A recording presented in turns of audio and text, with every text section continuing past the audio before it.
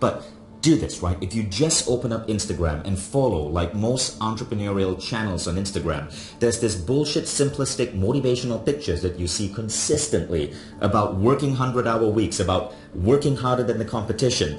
I mean, check this one out. This one is apparently a quote from Elon Musk that says, work like hell. I mean, you just have to put in 80 to 100 hours every week. This improves the odds of success. Problem is, it doesn't. You see, science shows that after around 50 hours of productive time, your productivity goes down. But what happens is, if you continue pushing yourself, often due to lack of sleep, due to lack of taking care of your health, you have failed relationships, you have failed social connections, you have sleep deprivation, which is reducing your cognitive abilities, which means your performance starts depreciating, you start aging more. And so, this whole idea of hard work as a means to success is one of the most dumb ideas that entrepreneurs are putting out. I used to believe it, and it ruined me, and it slowed down my growth. Now, there's an alternate idea, right?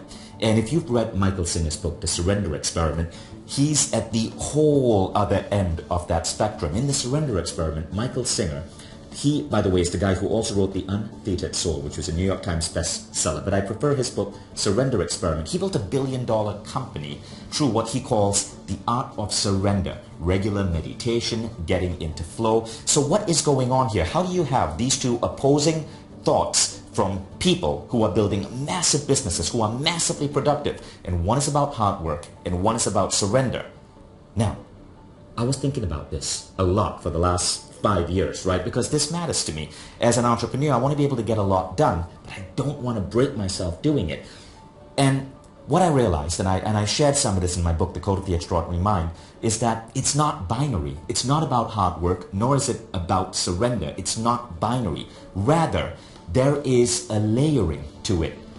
In my theory, I suggest that there are 4 different levels of consciousness. And if you're at the first level of consciousness, you need hard work. But very rapidly, you can move to the next level of consciousness. And at the secondary level of consciousness, you start learning particular tools that allow you to do more with less work. Now, you want to move up. Now, there's a third level of consciousness, which a lot of people don't even know exists. At that third level of consciousness, your goals no longer even become important. At that third level of consciousness, you are tapped into something else. And there's a fourth level of consciousness, which is where some of the most remarkable people in the world I've seen play at.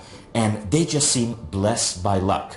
And they are not breaking themselves with hard work. So in short, this binary idea, hard work versus surrender, is not really binary. You can flip it around, and what you need to do depends on what of the 4 level of consciousness you're currently operating on.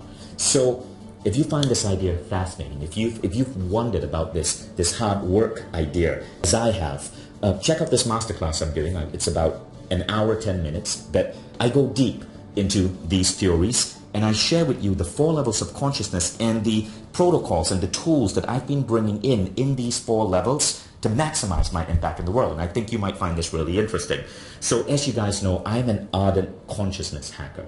From teaching meditation to 5 years, to launching meditation apps, to putting myself through a lot of different systems for playing with my consciousness, I've tried to figure out how to access altered states to maximize productivity.